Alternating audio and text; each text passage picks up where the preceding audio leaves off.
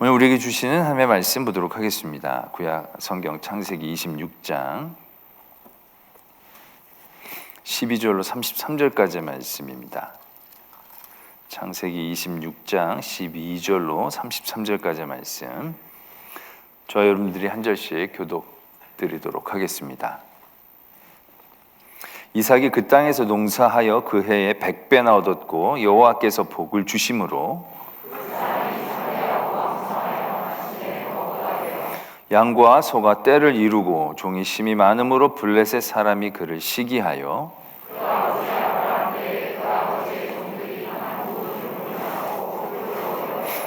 아비멜렉이 이삭에게 이르되 내가 우리보다 크게 강성한즉 우리를 떠나라.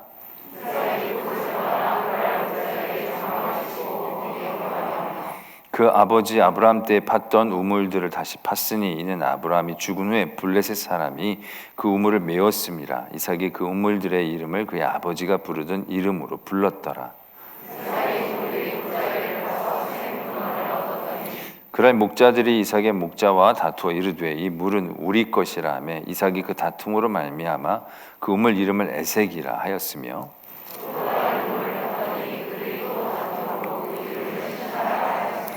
이삭이 거기서 옮겨 다른 우물을 팠더니 그들이 다투지 아니하였으므로 그 이름을 르호봇이라 하여 이르되 이제는 여호와께서 우리를 위하여 넓게 하셨으니 이 땅에서 우리가 번성하리로다 하였더라.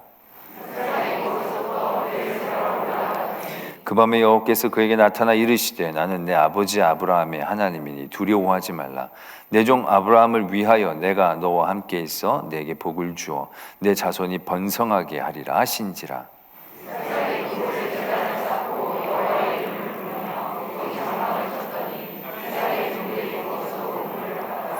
아비멜렉이 그 친구 아웃삿과 군대 장관 비골과 더불어 그랄에서부터 이삭에게로 온지라.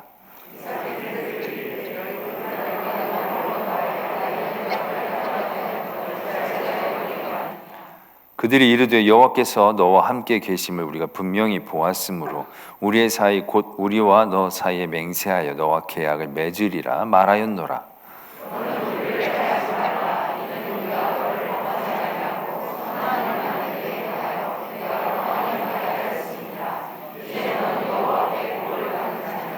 이삭이 그들을 위하여 잔치를 베풀매 그들이 먹고 마시고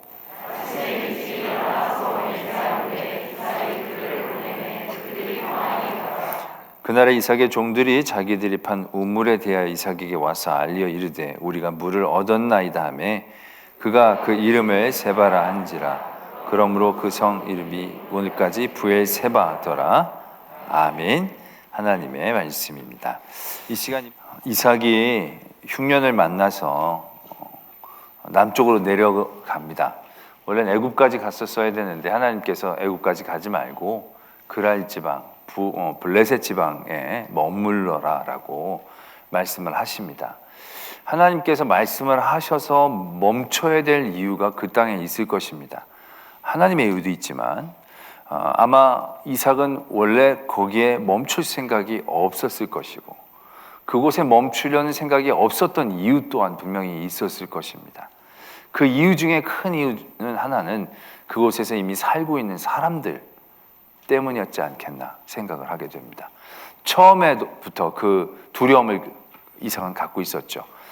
그들이 자기의 아내를 보고 예뻐서 자기를 죽이고 빼앗아 갈 것 같은 그만큼 그 민족에 대한 신뢰나 두려움이 그에겐 뿌리 깊이 아마 자리 잡고 있었던 것 같습니다. 그래서 그는 아마 거기를 지나쳐 가려고 했지 머물려고 하지 않았던 거죠. 그러나 하나님은 그를 거기서 멈춰 서게 하십니다. 그리고 나서 지난주에는 그러한 위기 가운데서도 또 하나님께서 은혜를 베풀어 주셔서 그 위기를 잘 넘어가게 되어지는 것을 우리는 발견하게 되었습니다. 그러면서 이제 본격적으로 12절에서부터는 하나님께서 그 이삭을 그 땅에 머물게 하셨던 어떤 계획들이 진행되고 있는 것을 오늘 발견하게 됩니다. 이삭이 그 땅에서 농사하여 그의 100배나 얻었다. 여호와께서 복을 주셨기 때문에 창대하고 왕성하고 거부가 되었다. 이렇게 말씀이 적혀져 있습니다. 원래 이삭이 살던 곳에서는 농사가 되는 곳이 아닙니다. 그런데 목촉지가 가뭄으로 없어지니까 내려오게 되는 거죠. 하나님이 멈춰서기엔 그 땅은 농사도 어느 정도 가능한 땅이었다는 얘기죠. 그래서 그 땅에서 아마 이삭은 농사를 지었을 것입니다. 지었죠. 근데 농사꾼도 아니었던 이삭이 그 땅에서 사람들이 보는 것들을 아마 곁눈질 해가면서 농사를 지었을 수도 있을 겁니다. 그런데 거기서 100배나 얻었다. 이 100배는 어떤 기준점이 있는 것이 아니라 정말로 풍성하게 예상하지 못할 만큼의 그러한 수확물을 얻었다라는 것을 의미하게 되는 거죠. 그리고 그가 가지고 있었던 양과 소떼도 더 왕성하고 번성하게 된 거죠.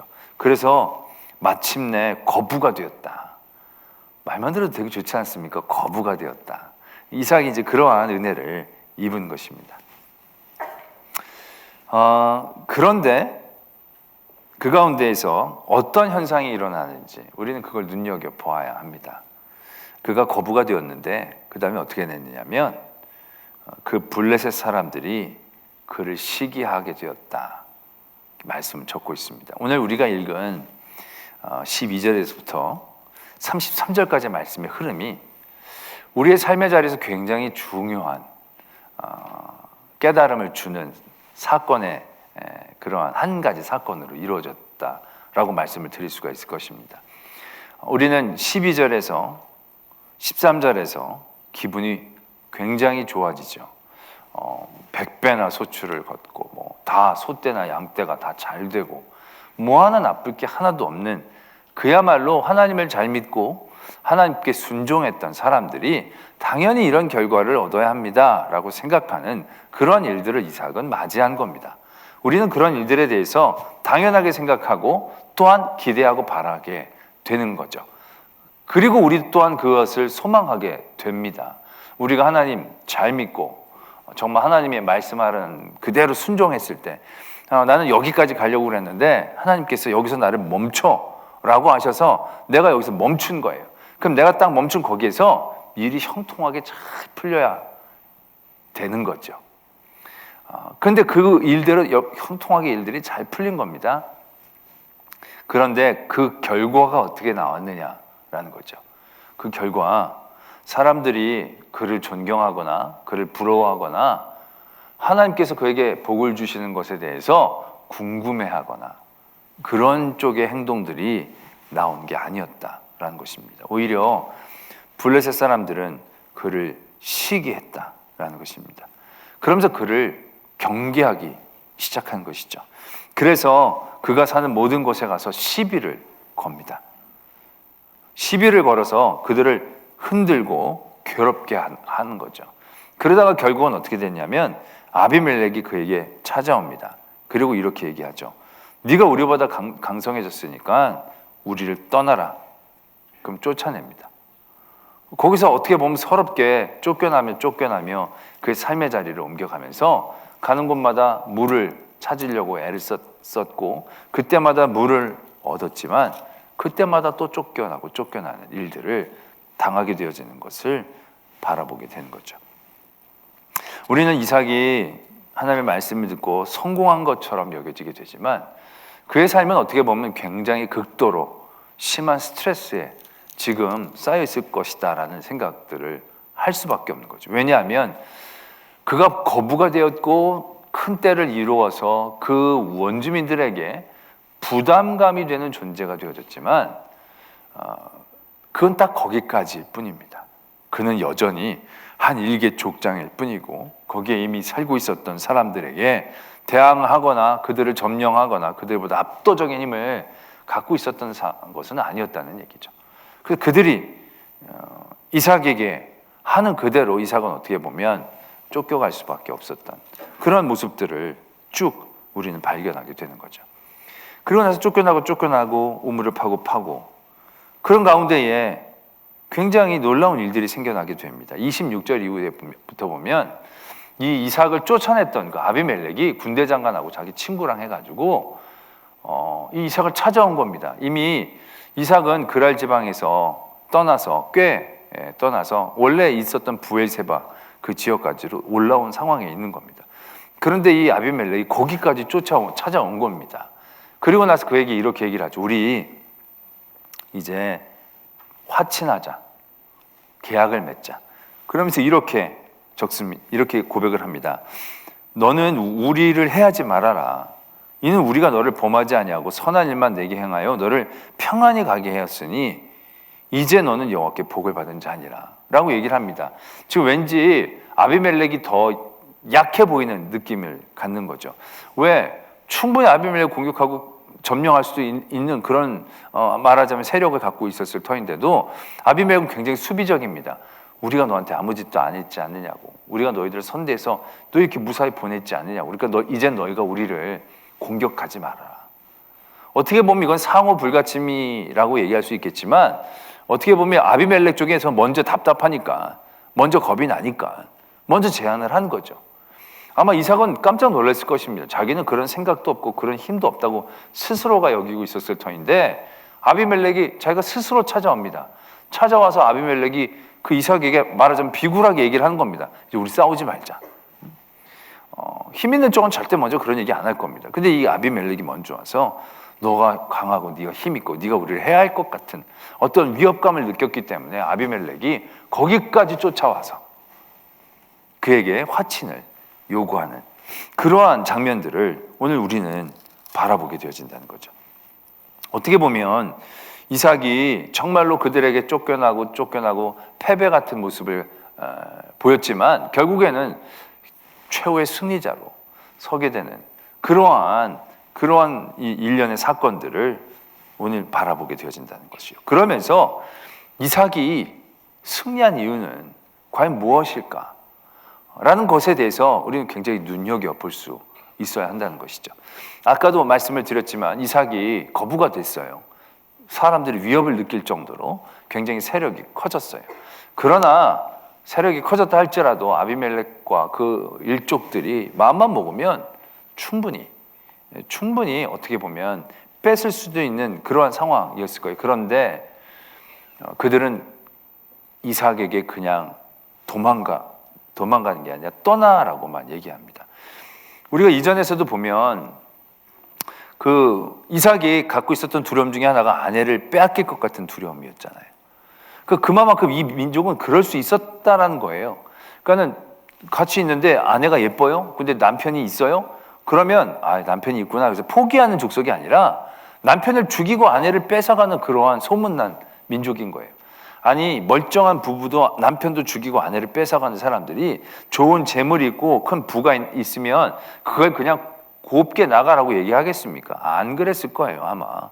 저거 다 우리 거다. 우리 땅에서 얻은 소출이다. 분명히 이래서 그냥 저녁에 습격을 하든지 뭐라든지 다 죽이고 뺏어갈 만한 그런 성정을 가진 자들이라고 얘기해도 과언이 아닐 거예요. 근데 그들이 싸울 생각을 하는 건 아니에요.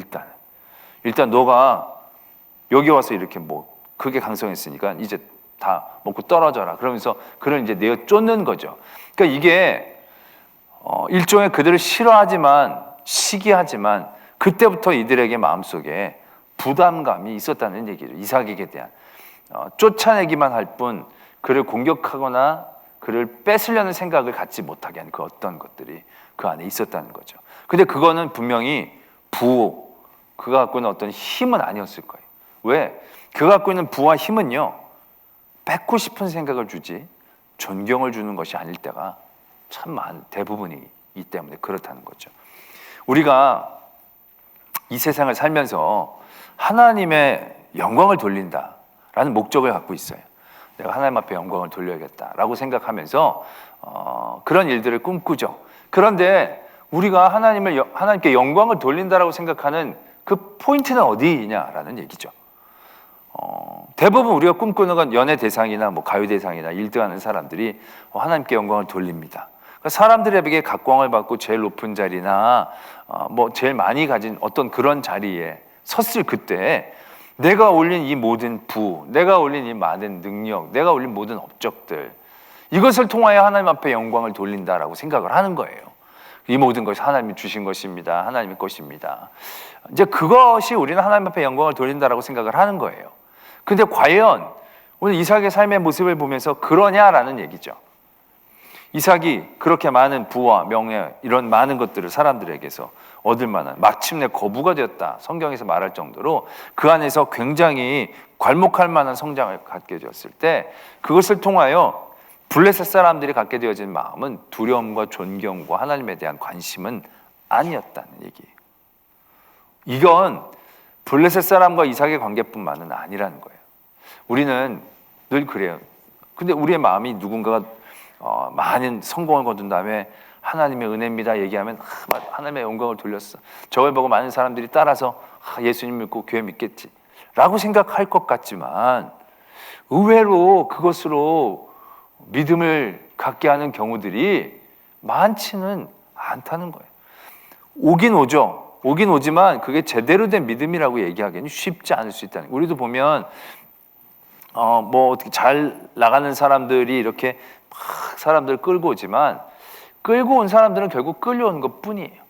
그것이 굉장한 깊은 감동을 주는 것은 그것으로 되는 게 아니에요.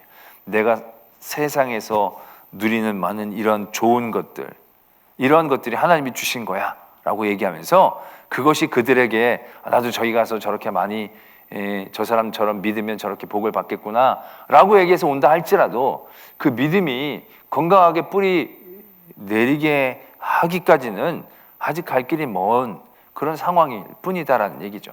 세계사적으로도 봐도 그렇습니다. 세계사적으로도 봐도 우리의 기독교는요 힘으로 전도되어지는 게 아니라는 거예요. 우리의 기독교는 사랑과 눈물이었지 힘으로 되어서 제대로 된 곳이 없어요. 인도가 아프리카가 얼마나 많은 식민지 제국 가운데에서 선교사들이 많이 들어왔는지 몰라요. 그런데 지금 인도가 기독교가 제대로 뿌리를 내리고 있느냐 그렇다라고 보기가 쉽지 않은 거예요. 그들이 이 쏟아부은 정성에 비하면 인도에도 기독교인들이 많아요. 많지만 그들이 쏟아부은 그 많은 열정 대비 그것은 큰 말하자면 효과가 없는 거죠. 우리 세계사 쪽에서 가장 기독교적으로 가장 큰 부흥을 일으킨 곳이 우리나라인데 우리나라가 힘으로 선교한 게 아니거든요. 정말 우리나라는 선교사님들이 오셔서 피와 눈물과 땀으로 세워졌지 뭐 선교사들이 돈이 많아서 뭔가 막 짓고 막 이래서 되어진 일이다라고 볼 수 없는 거죠. 개인적으로도 마찬가지다라는 겁니다. 우리가 하나님의 역사가 일이 일어났을 때 과연 힘과 능으로 되느냐. 가장 적은 이스라엘의 가장 적은 갈릴리의 예수 그리스도라는 어떠한 청년에게서부터 시작한 거예요. 그 사람은 어떤 일가를 이루거나 제국을 이루거나 수없이 많은 수행원들을 만든 것도 아니에요. 자기가 세운 사람은 단지 12명밖에 없는 거예요. 그런데 그러한 작은 이 세상에서 보면 작은 점처럼 여겨졌던 그 점이 엄청나게 타들어가는 불이 되어지지 않습니까? 그 땅에서 세계 열방으로 나중에 로마에서 로마 제국까지 다 마이너리티에서 그 안에서 또 다른 하나님의 은혜를 가지고 시작된 거지 그가 거부가 되고 힘을 갖고 왕성해져서 하나님의 영광을 돌리면서 하나님의 일들을 해나간 것은 아니다 라는 것을 우리는 분명히 알아야 한다는 거죠. 그래서 우리가 생각할 때도 마찬가지입니다. 우리가 하나님께 영광을 돌리는 삶을 산다라고 했을 때 우리는 그 어떤 지점을 바라볼 때가 참 많아요. 뭔가 성공해서 우리가 애들을 잘 키우고 어떤 그 지점 그러면서 애들을 막 못 키우고 막 이런 과정 가운데에서는 이게 하나님의 영광 가리는 것 같아서 막 부끄럽고 그럴 때가 많은 거예요. 근데 여러분 보세요. 이삭이 그 승리를 거두는 많은 과정들 가운데서 보면 그가 얻은 100배의 소출이나 창대함과 왕성함은 결국 사람들의 시기심을 받아낸 거예요. 그 사람들은 그를 밀어내고 멀게 최대한 그를 두려워해도 그를 밀어내는 것뿐이에요. 그를 받아들이고 관심 있으라고 하질 않아요. 근데 그 다음에 어떤 현상들이 일어나게 됩니까? 이삭이 쫓겨나가는 거예요. 계속. 그들이 우물을 파는데 우물이 나오면 또 그럴 사람들이 와서 다투어서 뺏는 거예요. 어떻게 보면 그 정도 목자들하고는 싸워서 싸울만 하지 않겠나 싶은 생각도 들어요. 그런데 이삭과 이삭의 사람들은 부딪히지 않은 거죠. 그냥 그 사람들이 와서 다투면 내놓고 또 옮기는 거예요. 또 옮겨서 파서 물이 나오면 또 그들이 또 찾아오면 또 그들에게 그냥 내놓는 거예요. 여러분 이게 뭐 참 착하고 믿음이 있어서 그렇다라고 생각하겠지만 이 실제적인 삶의 자리에서 그들에게 물은요 굉장히 귀하고 값진 거예요. 생명과도 같은 거예요. 그 광야에서 우물을 얻었다는 것은요 너무너무 기쁜 일이에요. 단순히 팠더니 물이 나왔다의 정도가 아니라는 얘기죠. 그런데 정말로 그렇게 파서 물이 났는데 기껏 팠더니 뺏어가고 또 팠더니 또 뺏어가는 거예요. 그러한 일들을 당한 것은 어떻게 보면 나중에 2판 4판이 될 수도 있어요. 목숨 걸고 싸워야 되는 일이 될 수도 있는 거예요. 근데 그들은 거기에서 다 물러나는 거죠. 물러나는 거예요. 이삭이 부를 이루고 시기심을 받은 이후에 쫓겨난 다음에 한 거 별로 없어요. 어떻게 보면 영광이 돌릴 만한 일이 아니에요. 맨날 쫓겨다니고 맨날 피해 다니는 것 뿐이에요. 그런데 결국 아비멜렉이 그를 찾아오고 그에게 와서 불같이 맹세를 하자고 제안하는 그 모든 과정 가운데에서 과연 아비멜렉의 마음에 도전을 주고 감동을 줬던 포인트는 과연 무엇이었을까라는 거죠. 아비멜렉도 이렇게 고백하지 않습니까? 이제 너는 여호와께 복을 받은 자니라. 그들이 여호와가 함께 계심을 느꼈다라는 얘기죠. 저 사람 하나님이 함께 하신다. 하나님 함께 하신다라는 것을 이들이 어떤 포인트에서 얻었겠습니까? 부를 이루는 건 그 이전이었고 그걸로는 이 사람들이 시기심을 가졌을 뿐인데 그래서 이 사람을 쫓아냈어요. 솔직히 쫓아냈을 때도 이들을 향한 막연한 두려움은 있었겠죠. 근데 쫓아내서 봤더니 쫓아낼 때마다 살아나가는 거예요. 우물을 팠는데 또 가서 시비를 걸고 뺏었더니 또 움직여서 거기서 힘들어할 줄 알았는데 또 우물을 얻고 그래서 또 뺏었더니 또 와서 또 우물을 얻는 거예요. 그런 걸 일련의 사건들을 보면서 싸우지 않고 부딪히지 않지만 내어주면서도 그의 삶이 영이 되어지는 그 가운데에 주권자 되시는 하나님을 그들이 보게 된 거죠. 어떻게 보면 이삭이 하나님을 보이려고 막 애쓴 건 아니에요. 그냥 이삭은 하나님의 사람으로 살아나갔을 뿐일 거예요. 그런데 그런 이삭을 전적으로 도와주시고 역사하시는 하나님의 모습은 그들에게 감춰질 수 없었을 거예요. 그들에겐 저 사람은 뭔가 있구나. 저 사람은 혼자가 아니구나. 라는 생각들을 모든 사람들에게 주었다라는 얘기죠. 그 주었던 포인트는 다른 모든 사람들이 바라고 좋아하는 시기심을 만들어내는 일이 아니었고 어떻게 보면 그들과는 다른 삶의 모습이었지만 그 모습 속에서 사람들은 더 강렬한 하나님을 느껴낼 수 있었다라는 얘기죠. 우리가 돈을 많이 벌어서 하나님 앞에 영광을 돌리는 거예요. 내가 부를 많이 쌓습니다. 이게 다 하나님의 영광입니다. 근데 그것을 듣는 사람들이 과연 그런 고백들을 고지곳대로 들을 수 있을까요? 고지곳대로 듣지 못할 거예요. 왜? 그들도 그들이 돈을 버놨던 방법들이 있었을 터이니까요. 저 사람이 저렇게 돈을 많이 번 건 아마 그들의 식대로 생각할 수 있었을 거예요. 저거 뒤로 세금도 안 내고 그랬을 거야. 저거 뒤로 어떻게 좀 잘못해가지고 그렇지 않고는 저렇게 벌 수가 없어. 충분히 그런 생각을 합니다. 왜? 자기네들도 그렇게 벌어온 길이었는데 어떤 사람이 앞서가는 길을 걸어간다고 할지라도 그 길을 이 사람이 하나님과 했던 그 길로 이해하지 않는 거죠. 자기 틀로 이해를 하는 거죠. 그런데 반대로 이 사람이 완전히 망한 거예요. 쫄딱 망해가지고 정말 빈털터리가 거의 됐는데 이 사람이 얼굴이 평안한 거예요. 그리고 내가 망했지만 하나님이 나에게 은혜를 주셔서 평안을 주셨습니다. 또다시 할 만한 소망이 생깁니다. 라고 한다면 이 부분은 다른 부분이 되는 거죠. 왜? 이 사람들이 이런 건 경험해 보지를 못했으니까. 이런 자리에서 그런 것들은 자기가 행하려고 생각해 본 적도 없으니까. 자기와 완전히 이질된 모습을 발견할 수 있는 그런 지점에서 사람들은 더 하나님에 대한 느낌들을 가져낼 수 있다는 거죠. 목숨 걸고 우물은 지키고 싸우는 건데 다른 건 못 내놔도 우물은 못 내놓는 건데 이 사람들은 부딪히지 않고 싸울 수 있는 그러한 힘을 가지고 있음에도 불구하고 내주고 그런 부분에서 그들에게는 굉장히 새로운 호기심을 만들어낸 거죠. 그러면서 거기서는 결국 자기네들이 할 수 없는 것들을 저 사람이 해낼 때 그건 저 사람의 능력이 아닌 그 어떤 것에 대한 힘과 도움에 대한 생각들을 가지고 낼 수밖에 없는 거죠. 그래서 아비멜렉이 그의 입으로 하나님을 고백하는 거죠. 넌 진짜 하나님이 복 주셨다. 넌 진짜 하나님이 함께 하신다. 나는 너같이 망했으면, 너같이 쫓겨났으면 그렇게 못해. 그러한 삶의 자리에서 오히려 하나님은 하나님 되심을 하나님이 나타내 주시는 거죠. 근데 우리는 하나님의 영광을 돌리고 하나님을 나타내려고 할 때도 우리가 너무 하나님을 만들어내고 우리가 너무 하나님을 자기적으로 얘기하고 싶어 할 때가 많이 있다는 거예요. 그래서 우리가 막 하는 것들을 억지로 하나님의 영광을 돌리려고 하는 거죠. 솔직히 자기 스스로도 내가 10이라는 것을 얻으면 이 10이 다 하나님의 것이라고 생각해야 하는데 그렇지 않고 내가 한 6, 하나님이 4 정도로 생각하지만 우리는 의뢰이 말하자면 관습적으로 모든 게 하나님의 영광이다라고만 얘기합니다. 근데 과연 하나님께서 우리가 포장 씌워주시는 영광으로 영광을 받으시느냐는 거예요. 하나님은 홀로 영광 받으시는 하나님이세요. 우리가 그러한 모든 일들을 행한다고 하나님이 더 영광 받으신다, 그건 우리들의 생각인 거예요.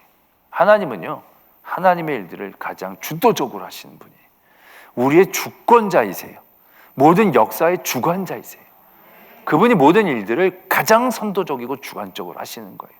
그런 모든 일들 가운데 하나님의 영광을 나타내는 우리의 삶의 자리들은 그 하나님이 그 일을 하실 수 있도록 우리를 내어드릴 때가 가장 자연스러운 거예요. 나의 연약함 그대로를 내어드릴 때 하나님은 우리의 연약함을 붙잡아 주시고, 사람들은 우리의 연약한 자리에서도 무엇인가에 붙잡혀 있는 우리들의 모습을 보면서 어떻게 보면 가장 큰 하나님을 느끼는 거죠. 우리가 병에 걸렸다가 병에 나았을 때도 하나님 앞에 영광이 될 거예요. 그러나 병에 걸려 다 죽어가지만 원망하지 않고 슬퍼하지 않고 모든 사람들을 오히려 위로하면서 괜찮습니다, 여태까지 주신 은혜만으로도 충분하고 난 이제 하나님의 나라에 갑니다 라고 얘기한다면 우리는 그곳에서 더 강렬한 하나님을 만날 수가 있다는 것이죠. 그 하나님이 우리의 주인됨을 보여주는 것, 그건 우리가 힘을 갖고 있을 때는 오히려 덜 나타나요. 근데 우리가 힘이 없을 때에도 하나님이 우리의 주인 되어 주심은 우리를 힘있게 하는 것이 보여지거든요. 사람들에겐 그것이 더 잘 나타나는 거거든요. 저 사람이 힘이 있어서 저렇지. 욥처럼 사람들이 저거 다 잘해주니까 잘 믿는 거죠. 저 뺏으면 아무 소용없어요. 사람들은 다 그렇게 우리들을 비아냥거릴 수 있어요. 그러나 정말로 다 잃었을 때에도 내가 그렇게 한다면 정말로 하나님이 순전하게 나타내 줄 수 있는 자리가 되어지는 것이죠. 오늘 이삭의 삶은 그렇게 하나님이 주인된 삶을 나타내주는 그런 삶의 자리가 어떠한 것인지를 분명하게 얘기하고 계신다는 거죠. 이건 또 우리가 분명히 잊지 말아야 될 부분입니다. 우리는 하나님이 나의 주인인 줄로 믿고 사는 성도입니다. 그의 주권자가 하나님이시고 나의 모든 삶이 주인이라고 고백하지만 솔직히 우리가 진정한 하나님이 우리의 삶의 주인인 것처럼 살지 않을 때가 너무너무 많이 있는 거죠. 내가 주인인 거야, 내가. 그런데 나 혼자 있을 때 그것이 얼마나 위험한 것인가 우리는 분명히 아셔야 된다는 겁니다. 내 혼자 뭔가를 할 수 있는 힘, 그건 얼마 가지 않아요. 그건 금방 무너져요. 조금만 틈만 나타나도요 무섭게 무너질 수밖에 없는 상황인 거예요. 제가 전에 살던 동네에 오늘 인도에 좋은 중형차, 흰색 중형차 한 대가 이렇게 주차를 해놨어요. 아주 멀쩡하게 좋은 중형차였어요. 그래서 누가 차를 이런 데 세워놓고 하루 지나갔어요. 그 다음 날도 거기 똑같이 서 있는 거예요. 왜 여기다 이렇게 오래 주차를 하나? 지나갔어요. 한 3, 4일을 그냥 지나갔어요. 아무 일이 없었어요. 근데 3, 4일 정도 되니까 먼지가 쌓이기 시작하잖아요. 그러는데 누군가가 아마 지나치다가 이 사이드 미러를 쳐서 약간 꺾였나 봐요. 꺾여 있는 상태에서 그대로 있는 거예요. 왜? 계속 서 있으니까. 그런데 그때부터 아주 무섭게 변화가 시작하는 거예요. 그 다음날 갔더니 유리창이 다 깨져 있는 거예요. 그 다음날 갔더니 휠이 다 빠져 있는 거예요. 그 다음날 갔더니 시트까지 누가 가져갔더라고요. 그래서 사이드 미러가 꺾여지고 3, 4일 내에 그 차가 완전히 옛날과는 다른 비참한 차가 돼버린 거예요. 그 안에 쓰레기가 들어가고 쌓이고, 제가 그걸 보면서 너무 섬뜩하더라고요. 원래 주인은 처음부터 이 차를 버리고 간 거, 같아요. 버릴 만한 차는 아니었는데 꽤 괜찮은 차였는데 처음부터 주인은 아마 없었던 것 같아요. 근데 처음에는 이 차가 깨끗하니까, 그래도 주인이 있을 것 같아 보이니까 사람들이 건드리질 않은 거죠. 3, 4일 지나다가 긴가민가 하고 있는데 사이드 미러가 꺾이는데 되돌아오질 않으니까 이 차에는 주인이 없겠구나 생각이 되는 거예요. 그때부터 무섭게 이 차가 피폐해지기 시작하는 거예요. 누군가 유리창을 깨고 그 안에를 뒤졌겠죠. 그래서 주인이 없네? 그 다음에는 와서 휠을 빼가고 시트까지 가고 그 다음엔 거기다 쓰레기처럼 다 버리는 거예요. 주인이 없는 삶이 당하게 되는 결말이 딱 이거와 같다는 거예요. 우리는 우리가 힘이 멀쩡해서 버티고 있는 줄로 알아요. 내가 버틸 수 있고 내가 아직 깨끗하고 내가 권체느니까 뭐 하나님을 주인이라고 얘기하지만 내가 내 삶을 영위할 수 있다라고 생각해요. 그러나 내 힘과 내 힘으로 버틸 수 있는 거는 며칠밖에 되지 않을 거예요. 누군가에 의해서 내가 조그만 상처를 입었어요. 사이드 미러가 꺾이는 상처를 입었어요. 근데 상처를 입었는데 내 스스로가 그걸 치유할 수 있는 능력이 없는 거죠. 그러나 모든 악한 영들은 그때부터 아는 거죠. 아, 저 영혼은 주인이 없구나. 그때부터는 무주공산이 되는 거죠. 수없이 많은 악한 것들이 끊임없이 우리를 밀가부르듯이 흔들게 되어지는 상황 가운데 있게 되어지는 거예요. 그러면서 그 스스로도 그것이 자기가 어떤 상황 가운데 처하지 못하는, 내가 애초부터 이런 존재였다라고 생각할 만큼 사람들은 아마 무너져 나가게 될 거예요. 그게 주인이 없는 삶의 자리인 거예요. 오늘 이삭, 그가 하나님 앞에 영광을 돌리고 하나님이 그의 주인된 삶의 자리들은 그의 부유함 가운데서 나타나는 것이라기보다는 그의 어려움과 공격의 상황 가운데서 나타나는 거예요. 왜? 그런 상황 가운데에서 많은 악한 영들이 보는 거거든요. 하나님이 도와주시느냐, 도와주시지 않느냐, 하나님을 의지하느냐, 의지하지 않느냐. 그때 하나님의 편에 서서 하나님께 의지하고 내가 만증창이가 될지라도 하나님을 붙잡는 손을 놓지 않고 있다라고 한다면 우리는 주인이 있는 삶인 거예요. 욥이 만증창이 된 것 같았지만 그가 하나님을 놓지 않고 있었고 하나님이 그를 놓지 않고 있었을 때 그는 완전히 무너진 게 아니었다는 거예요. 그러나 그가 멀쩡하게 살아도 하나님을 붙잡고 있지 않다면 오히려 마귀는 그냥 둘 거예요.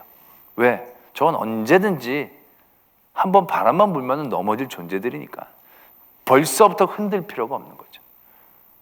그러다가 그가 한번 어려움과 위기가 당하게 되면 그냥 안개처럼 사라져버릴 존재가 되는 거예요.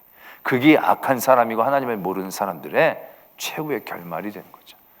그러나 하나님의 사람들은 결국 이러한 자리에서 이렇게 주인 되신 하나님께서 그들을 붙잡아 주셨을 때 늘 쫓겨다니는 삶이라 할지라도 그 가운데서는 절대로 세상이 무시 못하는 그 힘이 있다는 거예요. 믿는 사람의 힘은요, 결국 하나님 아버지가 내 주인 되어 주신다는 그 힘인 거예요. 내 힘, 내 능력으로 싸워봐야 몇 명이나 싸워서 몇 명이나 이겨보겠어요. 오래가지 못해. 내 힘은 늘 한계가 있으니까.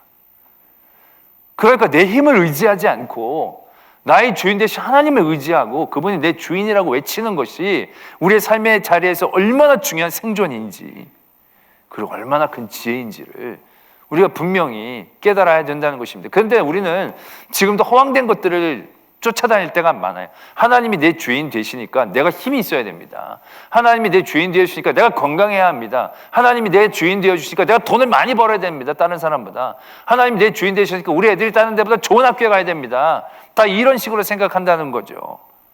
근데 그거 나중에 가면요, 다 바람같이 아무런 힘도 없는 존재들이 되어지는 거예요.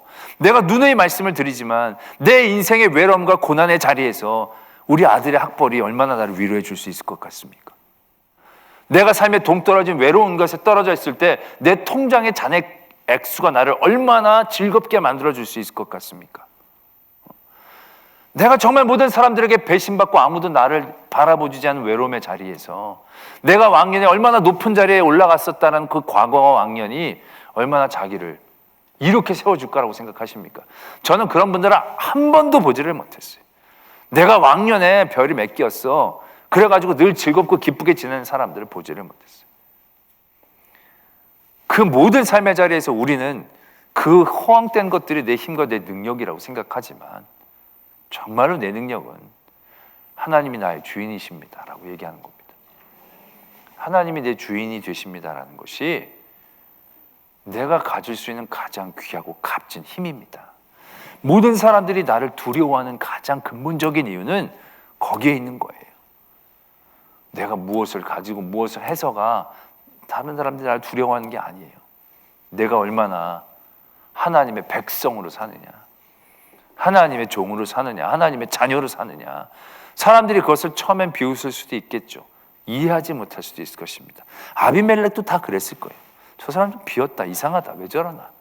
그러나 결국 그러한 것들이 연속적으로 쌓이게 되어질 때 그들의 마음속에 갖는 것은 극도의 두려움인 거예요. 얼마나 그 마음에 두려움이 있었으면 이제 멀리 올라간 이삭을 그가 쫓아온 거예요. 어느 정도 무서우면 이제 안 보면 뭐 그냥 잊고 살면 되겠지라고 생각했지만 이건 잊고 살 정도의 두려움이 아닌 거예요. 이 사람 뒀다가는 이게 우리가 이 사람 박대한 게 이 사람 속에 마음에 남아 있어가지고 나중에 하나님이 이 사람 복 주시거나 아니면 이 사람이 기도하면서 저 아비멜렉은 뭐 어떻게 이러면 큰일 나겠다 싶은 그런 생각이 이 아비멜렉에 분명히 든 거죠. 그러니까 거기까지 쫓아와가지고는 이삭에게 말하자면 거의 비굴하게 우리 화친하자고 가만히 멀쩡히 있는 이삭에게 얘기하는 그러한 일들이 벌어지고 있다는 것, 우리가 분명히 기억해야 한다는 것입니다. 누군가가 여러분들을 돈이 없다고 무시합니까? 힘이 없다고 무시합니까? 여러분들이 배운 게 없다고 무시합니까? 그런 무시는 100번 당해도 됩니다. 그 무시라는 사람의 그 무시는 그 사람의 인격일 뿐입니다. 그러나 그런 무시를 받으면서도 한 가지는 무시당하지 말아야 합니다. 내가 하나님의 백성인 것은 무시당하지 말아야 됩니다. 그들이 감히 입으로 얘기하기에도 두려운 그 어떤 것들을 우리의 믿음의 자리에서 분명히 갖고 있어야 합니다. 근데 우리는 이것마저 조롱당해요. 교회 다니는 사람이 왜 그래? 예수장이가 왜 그래? 가장 두려움을 느껴야 될 그 부분이 그들에게 가장 조롱거리가 되어진 자리가 되고 있다는 거예요. 이게 치명적인 얘기라는 거죠. 우리가 정말로 하나님의 자녀답게, 하나님의 백성답게, 하나님이 주인 되어주신 삶을 사는 그러한 성도답게, 다른 건 몰라도 그것을 지켜나가는 것이 우리가 사는 길이라는 거죠. 오늘 이삭이 사는 길은 농사를 잘하는 길, 가축을 잘 키운 길이 아니라 양보하는 길이었어요. 사람들이 소중한 걸 내어주는 길이었어요. 그러나 그 길 가운데에서 그는 그 일이 하나님 때문에 이루어진 것임을 분명히 했다는 거죠. 그것이 아비멜렉을 가장 두렵게 했던, 이삭을 가장 강하게 만들었던 이유였다는 것을 오늘 우리는 발견하게 되죠. 그리고 우리의 삶도 그것을 향해 나가야 합니다. 세상이 가장 두려워하는 그 힘을 잃지 말아야 합니다. 세상이 가장 부러워하는 그 자리를 놓지 말아야 합니다. 그것이 다른 것들과 섞이지 않게 보다 더 선명하게 우리의 삶의 자리에서 하나님이 나의 주인 되어주시는 그런 모든 삶의 모습들을 하나하나 쌓아나갈 수 있는, 그래서 나를 대적했던 아비멜렉이 내게와 무릎을 꿇고 나도 그 일들을 통해서 하나님께 영광을 돌리는, 이삭은 자기가 이겼다고 통쾌하지 않았을 거예요. 이삭은 자기를 찾아온 아비멜렉을 바라보면서 하나님께 너무 감사했을 거예요. 그러한 자리를 누릴 수 있는 저와 여러분들이 되어지기를 소망합니다.